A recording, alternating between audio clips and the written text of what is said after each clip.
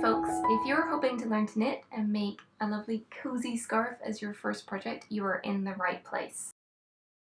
I'm Isolde, I'm a knitwear designer and I've been knitting for about 30 years off and on. I've been designing patterns for 17 years and I've also taught hundreds of beginners just like you how to knit. And over the years I've learned what works, what doesn't work, what suits different personalities and learning styles, and what tends to help everyone both learn the actual steps of knitting, but also how to develop knitting into a habit that feels relaxing and comfortable and enjoyable. And that's what I hope you get out of this class. Not just that you create a project that you're proud of, but that you develop a new skill and a new habit that makes your life richer and more fulfilling. If you've been following me for a while, you probably have some knitting experience and don't necessarily need a garter stitch scarf pattern, but I would love for you to share this video with anyone in your life that's been thinking about knitting. And if you go to the accompanying page on our website, we've got a little printable tag so that you can make your own DIY scarf kits and gift them to someone that you would like to share your love of knitting with. I think it would also be really encouraging if you want to leave a comment with your stories of learning to knit and what helped you, and cheer on everyone that's using this to learn to knit for the first time. And let's get started with what you need to make your first scarf. Yarn is available in different thicknesses, usually called the yarn weight. And for the scarf, we're going to use either a chunky, or in the US that's usually called a bulky, a super chunky or super bulky, or a jumbo weight yarn. I've got one of each of those here. You can see this is a chunky weight, this is a super chunky, and then the thickest one I have here is a jumbo weight yarn. You can choose which of those you want to use, and the pattern PDF has exactly how much you need of each of those, so you can double check. You will need more yarn the thicker your yarn is. So you'll need, for the chunky weight version, you'll need 280 meters, which works out to 2 balls of this yarn. For the super chunky version, you'll need about 210 meters, which will most likely be 3 balls or 3 skeins. And for the jumbo weight version, you'll need about 140 meters, which is likely to be 4 balls of jumbo weight. And that's if your yarn comes in 100-gram balls or skeins. Yours might come in slightly different amounts. So when you're looking at your yarn, you want to have a look at the label, and the label will have lots of useful information on it. The exact format will depend a bit on the brand of the yarn, but you can see here this one has the weight, so it says chunky here. It also has a suggested needle size and a suggested hook size for crochet. It also has how many meters and the weight of 1 ball. Suggested needle size, which is a good starting point for deciding what needle size to use for your scarf. So you can check the label and get that needle size, and if a range of needle sizes is given, I would go with the larger of them, because you want a scarf to be nice and drapey, and when you're just starting out with knitting, it can be really easy to make it really tight. So a slightly larger needle will help you make sure that your stitches aren't too tight and your fabric isn't too stiff. If your yarn comes in a skein, like this, which is a big loop of yarn that you can sort of unhook and open up into this big loop, then you need to wind that into a ball before you start knitting with it. If you just pull on the end, it will get very tangled very quickly. You can have a friend hold it over 2 hands like this while you wind it into a ball, or you can pop it over the back of a chair or 2 chairs back to back. Anything that will hold it open. I like to sit on the couch with my feet up and put it over my knees while I wind the yarn. So whatever holds it open for you, so you can wind that into a ball. If your yarn comes like this, then you can just start knitting with it rather than rewinding it before you start. Of course, you'll also need needles to knit with. You can use either a pair of straight needles, which look like this. They have a point on one end and a knob on the other. Or you can use a circular needle, which you can use to knit flat for a scarf, and as your skills advance, you'll also be able to use those needles to knit projects in the round. If you're using straight needles and you have a choice, I would recommend getting a shorter needle length They also come in quite long lengths for bigger pieces, but those can be a bit unwieldy to manage for a beginner. And if you're buying a circular needle, I would look for one that is 24 inches or 60 centimeters, or 32 inches or 80 centimeters.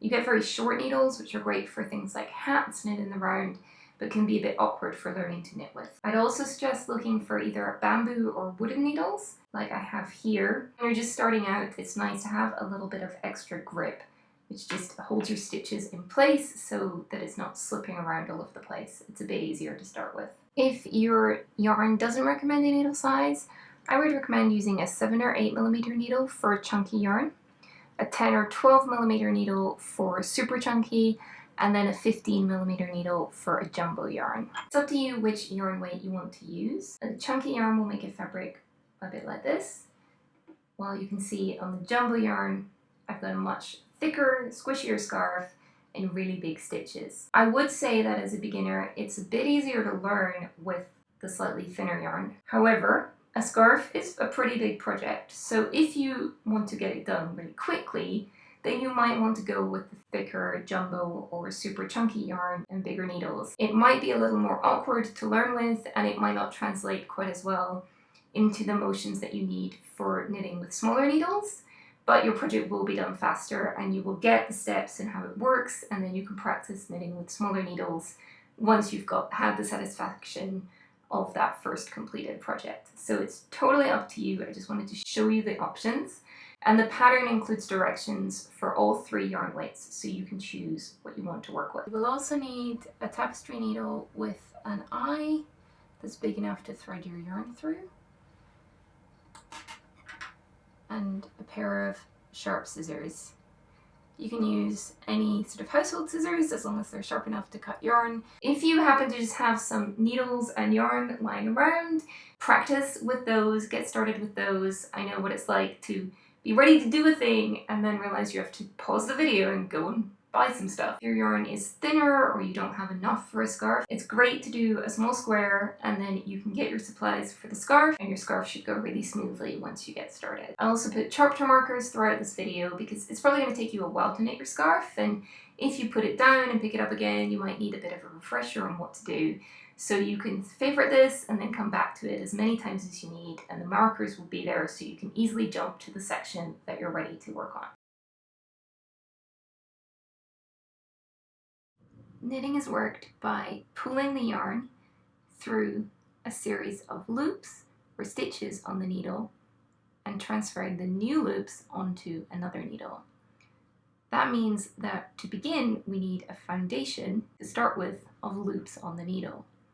And creating that foundation is a process called casting on. I'm going to show you a method called the long tail cast on, but there are many other ways to cast on, some of which you'll use for more specialized purposes, and there are others that are good general purpose cast-ons. I like the long tail cast on for beginners because it's pretty easy to learn, and most importantly, when you come to work your next row, it's usually easy to work into the stitches that you created when you cast on, and that's not true of all cast-on methods.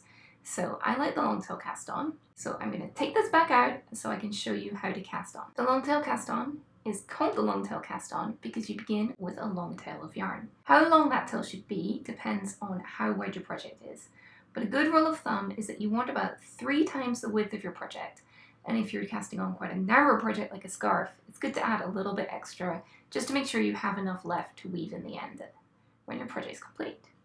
So my scarf is going to be about 7 inches wide, so that's about 7, so let's do 3 times that, and then I'm going to add the same amount again just so I know I've got plenty to weave in at the end. It's better to have too long a tail, you can always trim it a bit, than too short a tail. First step is going to be creating a slip knot. There are different ways to do this, but I do it by wrapping the yarn around my index finger like this, and then pulling a loop through the first loop. And that gives you this sort of loop that you can loosen and tighten. You can see I can slide this up, slide it tight, and then pull it looser. You don't want to make it too tight. And then you're going to take either one tip of your circular needle or one of your straight needles and hold it in your right hand. Don't worry too much about how you're holding the needle at the moment. We will go through different ways to hold the needle and the yarn once we've had a bit of practice with just casting on and forming stitches. Take the needle in your right hand and then place the loop you just created onto the needle, and then pull the ends of the yarn until that knot at the base of the loop is snugged up against the needle, but it's still loose enough to easily slide up and down the needle.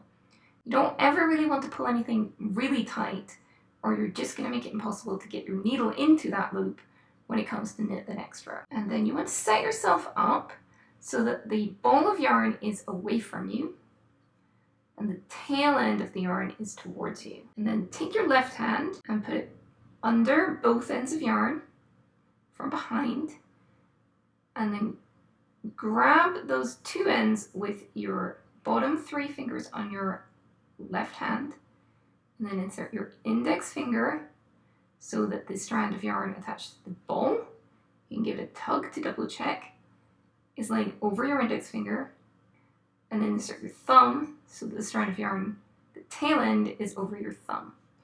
And then you're sort of going to hold your fingers in, some people call this a slingshot shape.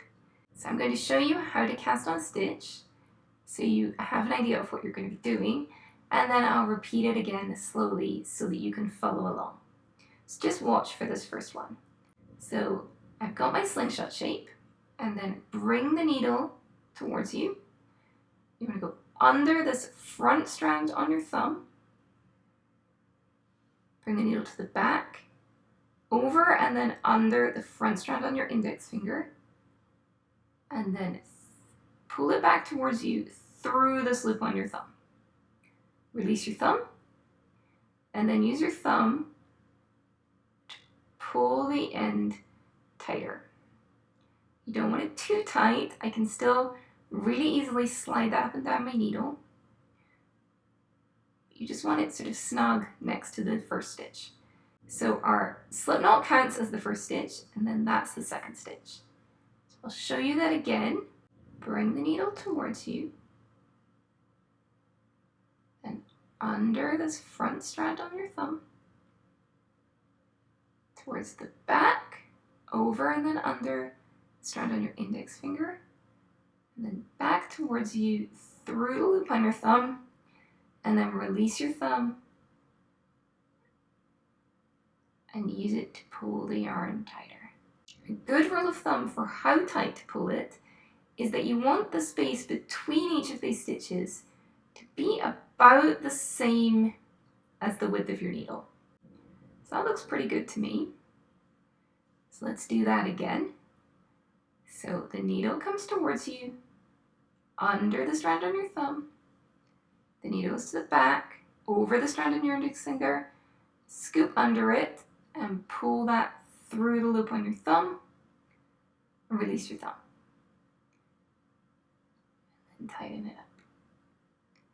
And that gets us back into our slingshot shape, ready to make another stitch. So the needle towards you, under the strand on your thumb, to the back, over the one on your index finger, and then under, and then pull that through the loop on your thumb, and release your thumb, and tighten it up. In the pattern directions, when it tells you to cast on, you'll see that there are 3 numbers. 1 number followed by 2 in parentheses. And this formatting is used in many knitting patterns, often to depict numbers where you would do something different for different sizes.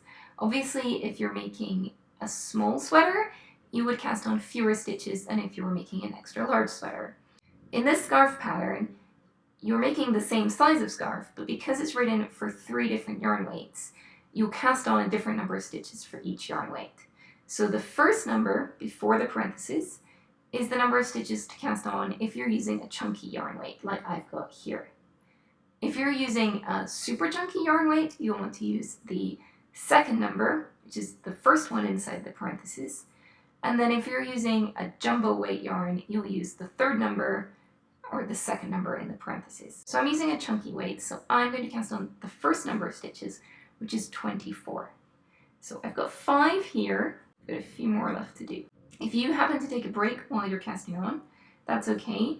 just make sure when you pick it back up again that you're thinking about how you're set up. So the ball of yarn is away from you, the tail end of the yarn is towards you, and then grab your yarns and set up your slingshot again.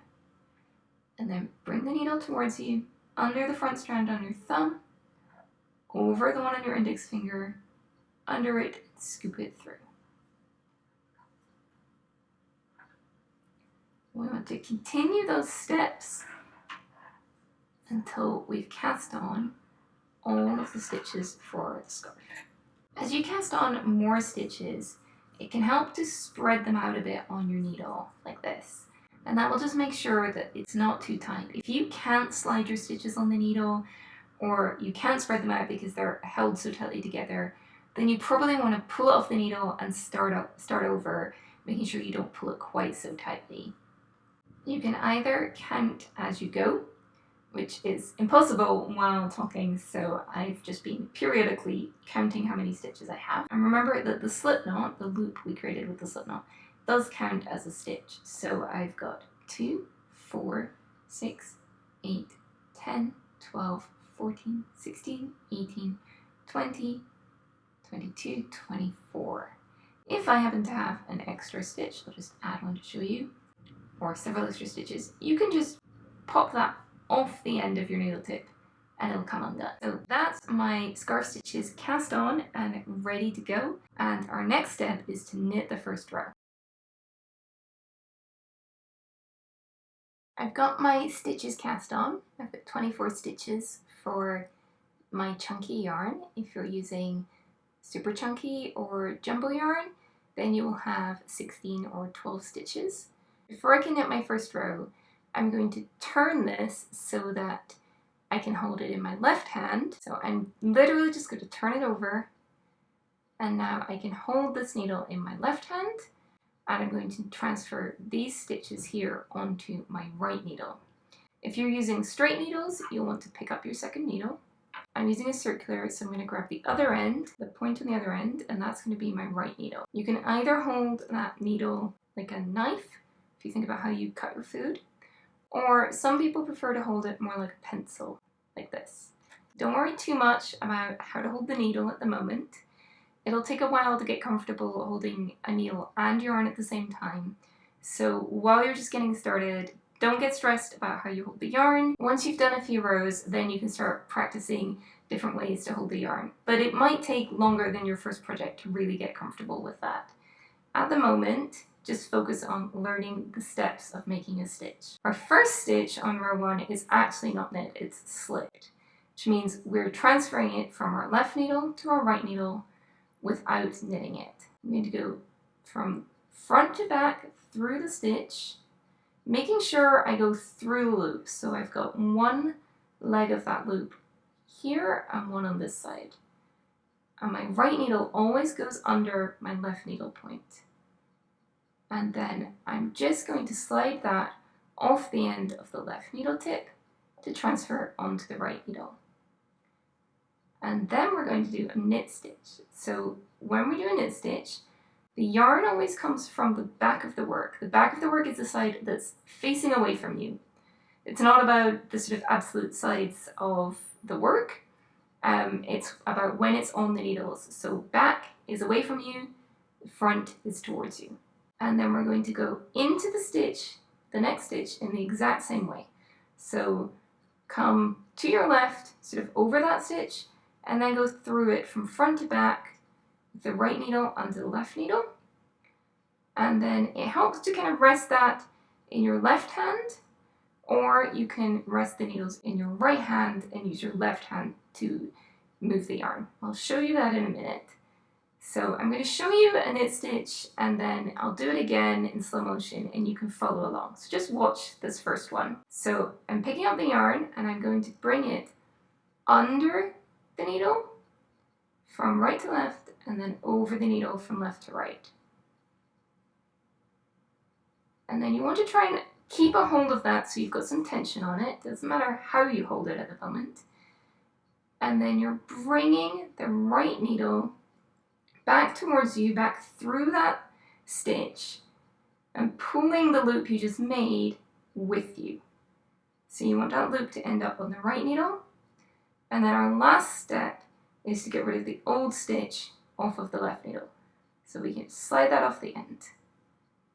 And that's our first knit stitch. So let me do that again. So we go into the stitch, yarn around, hold on to the yarn while you bring it through.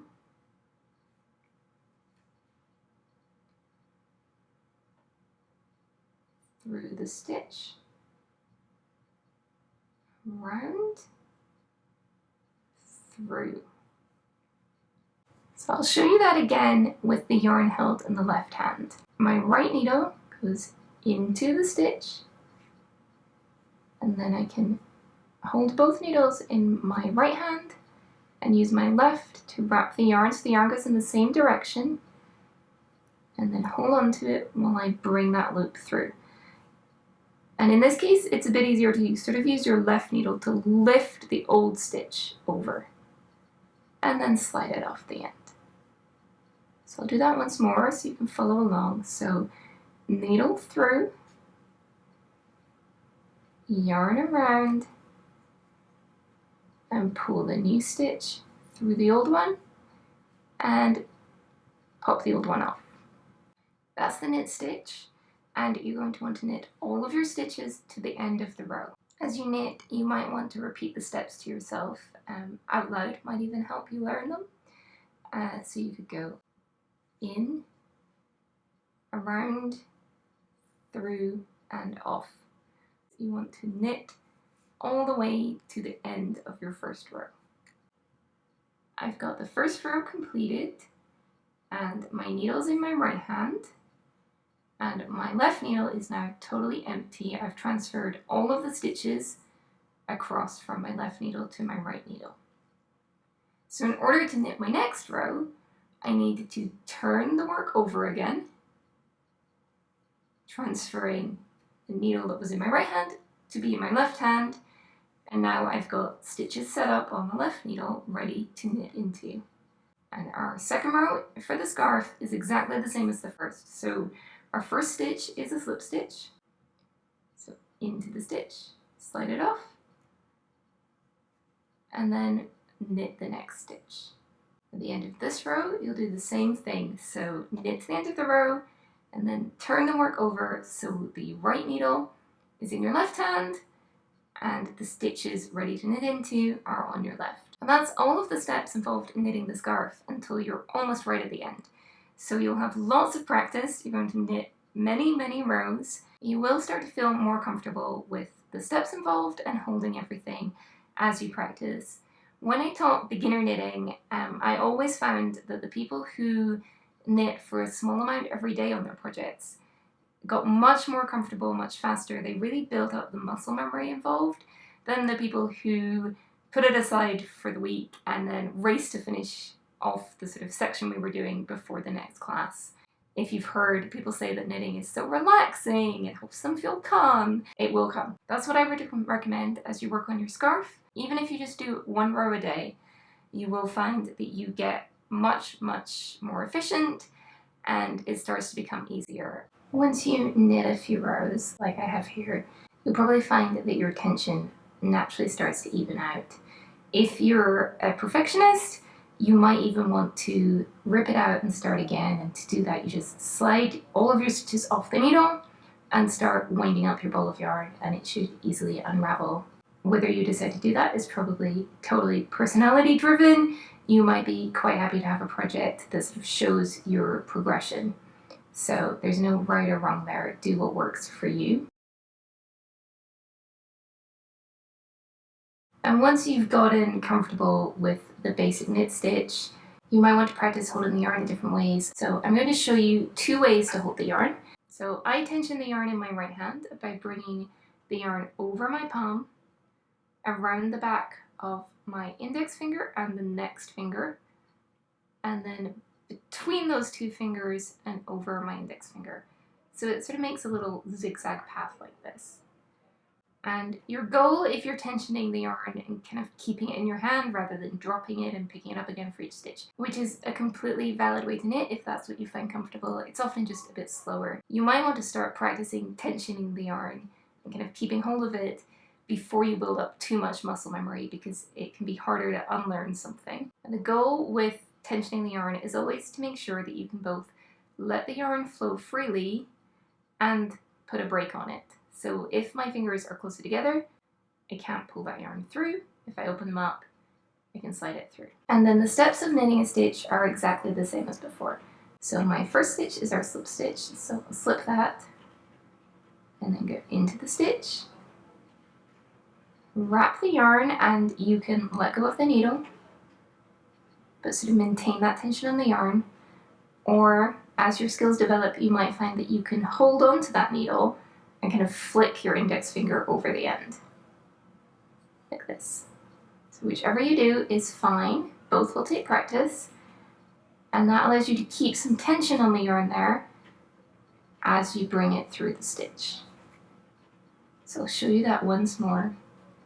So through, wrap the yarn, and you can see that I'm kind of gripping the yarn here.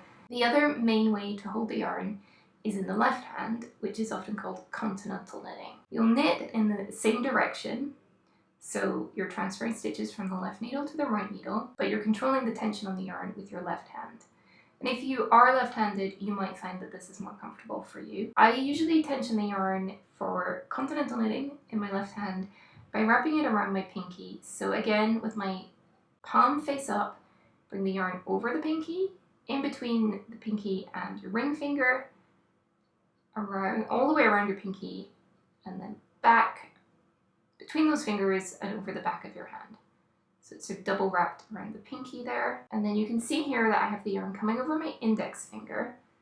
And rather than using my left hand to wrap the yarn here, I'm going to do what's called picking. So I'm going to go into the stitch in the same way, and then I'm going to use my right needle to sort of scoop up the yarn.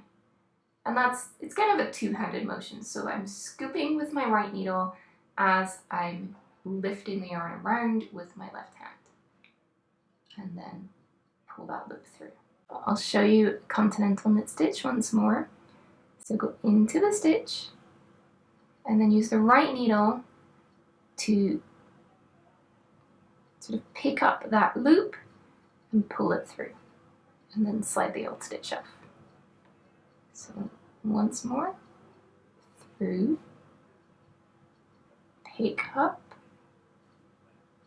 back through, and slide off. There's no right or wrong way to knit, as long as it feels comfortable to you, it doesn't hurt, and it gets you the results that you want. There are lots of debates about whether continental or English knitting is better, faster. I've seen experienced knitters knit equally fast using either method. So if one feels more comfortable to you at the moment, then I would go with that. And if you're not sure, keep practicing, try them both out, and see what you like best. You're learning a new skill, so you're going to make mistakes, but I've got a few tips for both avoiding mistakes and what to do if you do find a mistake. First of all, when you're putting your project away, make sure you put it away somewhere safe, that it's going to be safe from pets or children, and if you can, finish a row. It will make it easier to see where to start when you pick up your work again. When you put your project away, it's a good idea to slide the stitches away from the very tip of the needle, and then you can either poke your needles into your ball of yarn, like so, and then put it in a basket, a box, like it doesn't have to be fancy. A simple drawstring bag is really helpful, just somewhere that's going to keep it clean and safe.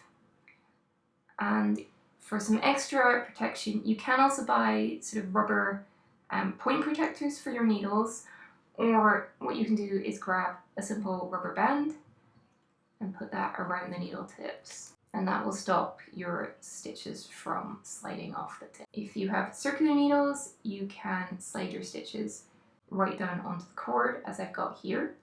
When you pick your project back up, you'll just want to make sure that you check where the yarn is attached. So that's the end that you're going to slide up onto the needle tip. I suggested trying to finish a row before you set your project down, because it's easy to pick it up again and start knitting and sort of do half of a row on top of the row you just worked. So when you pick it up, if you are in the middle of the row, make sure you double check where the yarn is attached. The yarn is attached to the stitch that you just worked. You can see it's kind of coming out below this bump on the stitch here. And that means I have just knit that stitch, which means that stitch should be on my right needle. So I need to turn it over, and then my yarn is coming out the last stitch on the right needle, and my yarn is at the back of the work. So I know that if I want to continue this row, I'm going to go this way. If you find your scarf is starting to look more like a trapezoid than a rectangle, you're probably adding extra stitches. It can be helpful to check every so often that you have the same number of stitches that you started with. And if you have more stitches, the odds are that you're doing one of two things. You're either accidentally catching the yarn over the needle, like this, before you knit a stitch. And you can see that adds an extra loop onto my needle that when I come to work my next row, I could easily knit into if I'm not paying attention. If you notice that on the next row, you can just slip it off the needle and ignore it, and it will kind of even out. Or you can carefully undo a stitch by putting your left needle into the stitch below the one on the needle from front to back, and then slipping it off the right needle, and then sorting out that loop of yarn. The other way that it's really easy to add extra stitches is at the beginning of your row. You can kind of see that this first stitch is a bit loose and it's sort of rolling around my needle. It's very easy to pick that up and go, oh, the yarn needs to be at the back for a knit stitch, so I'm going to pull the yarn to the back. And can you see what happened there? When I pulled the yarn over to the back, I ended up with 2 strands here rather than just one. And it would be easy now to work into both of those as though they were both stitches. So you want to make sure that your yarn is hanging down like this, that that bump of the stitch is at the bottom, and you've just got a single loop for that first stitch. And then that the yarn, when you bring it to the back to knit, is kind of coming under the left needle rather than going over it. I think even people who've never knit know to be a bit wary of drop stitches. If you do notice a drop stitch, try not to panic. What will happen is that if a stitch falls off the needle, it can easily ladder downwards, just like tights will ladder down.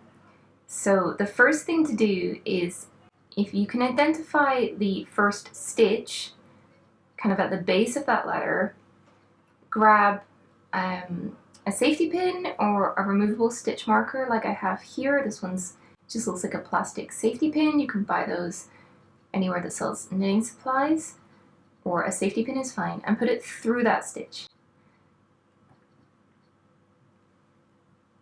And that will just lock it in place while you gather up anything you need to try and fix it. So take a deep breath, and then the easiest way to fix a drop stitch is with a crochet hook. So I have one here.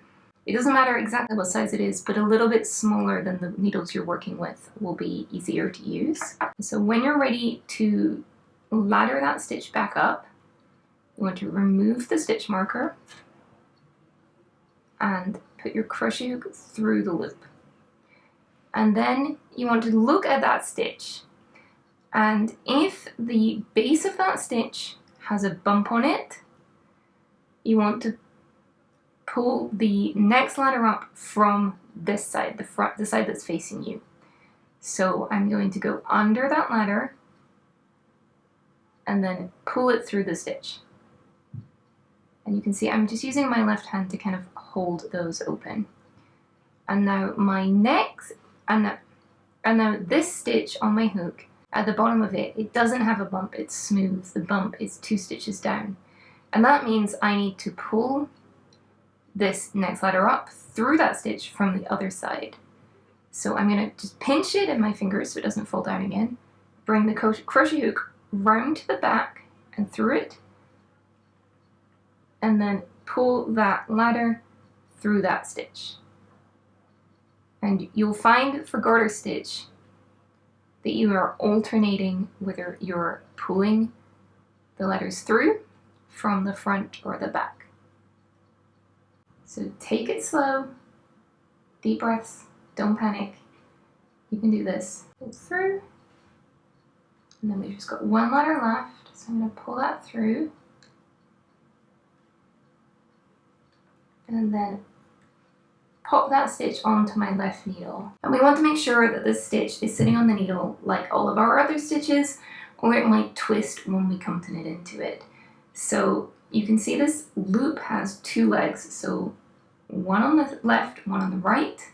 I want this leg on the left to be at the back of the needle. So I'm going to go into it from the front with my needle, and then slide the hook out. And then that's sitting on my needle, sort of facing in the same direction as this next stitch. As you work on your scarf, eventually you'll run out of yarn in the ball you started with, and you'll need to join a new ball. You can also use this method to join in a different color, as I've got here for stripes. I'm going to show you in a different color just so that it's easier to see the difference.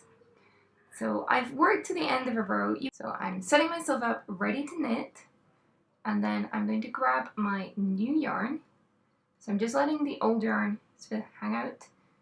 I'm not going to hold on to it. And then I want to sort of pinch my new yarn, leaving a tail long enough to weave in, so sort of between about 6 and 8 inches, around 15 centimeters. And I'm going to go into the first stitch. I'm going to slip that first stitch and then knit the second stitch. So I'm going to put the needle in, and then holding the end of that yarn, that new yarn, sort of holding that tail in place with the hand that you aren't using to wrap the yarn with. So I'm pinching it in my left hand, and then I'm going to wrap the yarn around with my right hand and pull it through. And I like to just pinch that tail for the first few stitches.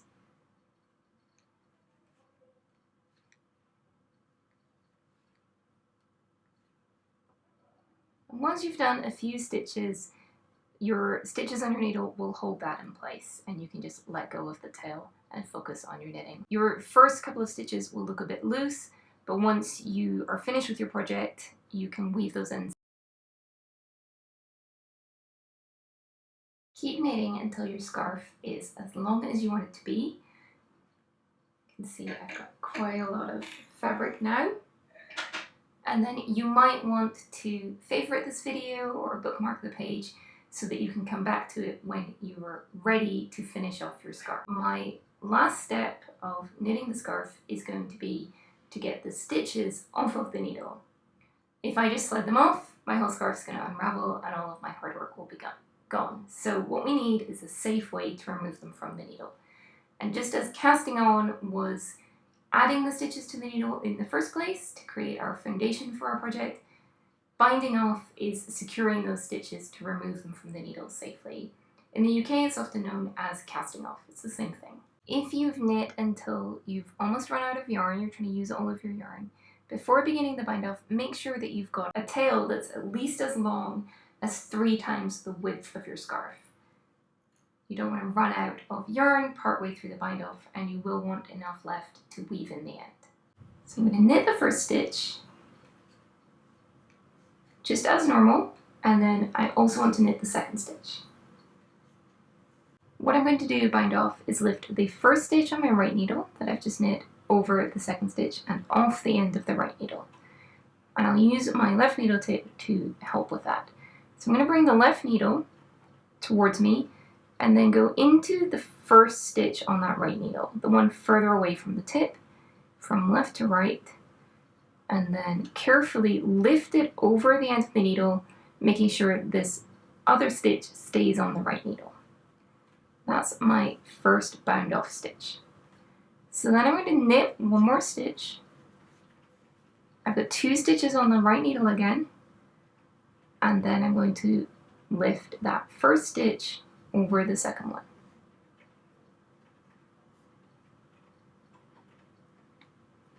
Knit another stitch, so you have 2 stitches on the right needle, and then lift the first stitch over the second and off the end of the needle. And it helps to keep some tension on your yarn as you're lifting the stitches over, so that this stitch doesn't get really loose and fall off the end of the needle. As you're binding off, just as with the rest of your project, you want to get the tension nice and snug but not too tight. If I really pull on my yarn, I can tighten it up and my bind off might get too tight and sort of pull in at the end. So I want this nice even tension where each of these loops or sort of chains along the top is about the same size as my stitches, so that nothing is going to flare out or pull in. Continue binding off in this way until you only have one stitch on your right needle and nothing left on your left needle. And then if you have a long tail of yarn, mine's quite short here, or it's still attached to a ball of yarn, you want to cut that end so that you've got a nice amount to weave in. And then what we're going to do is pull on the needle to open up that loop and keep pulling on it. You might want to take the needle out and just use your fingers until the end pops out through that last stitch. And that will give you a nice secure finish to your project. And the only thing left to do now is weave in the ends and then give it a nice bath. When you've finished your scarf, you'll have a few loose ends of your project securely. I'm actually going to show you how to do this with a contrast color so it's easier to see what I'm doing, but you'll want to do this with loose ends. And to weave in your end screen needle, the one I've got here has a little curved point. You don't need that, it can just help you get under the stitches. The most important thing is that it's big enough with a big enough eye. So take the end of your yarn and thread it through the needle. It can help to fold it in half and then project. So you've got bumps that sort of go like this, like a little frown and then little smiles. So what you want to do when you weave in the end is kind of follow the path the yarn takes. So I'm going to follow this bottom bump and then up through this one. And then what I can do is go under the sort of legs below this bump. And I've just sort of picked a row of stitches so you can see here if I open it up a bit. Look at this valley sort of shape. I'm going to go through this bump here, back up through the next one, follow the path of this stitch,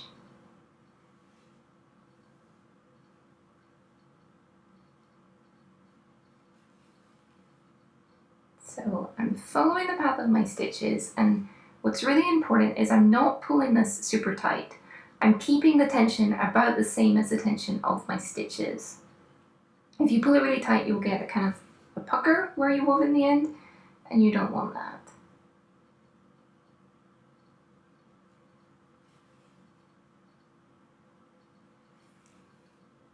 So continue like this until either you run out of tail, or if you had quite a long tail, you want to make sure you've done a couple of inches, at least sort of 5 centimeters, so that the tail is nice and secure. So that looks pretty good. That's how to weave in your ends on garter stitch. I'm showing you at the sort of edge of my project, but you'll do this exact same thing where you joined in a new ball of yarn and you've got tails in the middle of your project. You just weave in one and then the other, and make sure that you do tighten up the tension at the edge where you joined a new ball of yarn and the stitches are a bit loose. I hope you love wearing your finished scarf. If you want it to have a nice polished look, then you can give it a bath, soak it in some lukewarm water with maybe a little bit of a gentle shampoo or a specialist wool wash. Let it soak up the water for 15-20 minutes, squeeze it out gently in a towel, and then lay it flat to dry. And that's the simplest form of a technique called blocking, which will help you to give a beautiful finish to all of your projects. If you enjoyed learning to knit and working on this project, I've got some more beginner tutorials coming up. So make sure you subscribe to my channel, and I would love to see what you made. So tag me as Zolda on Instagram, share links to your projects in the comments. I would love to know how you got on.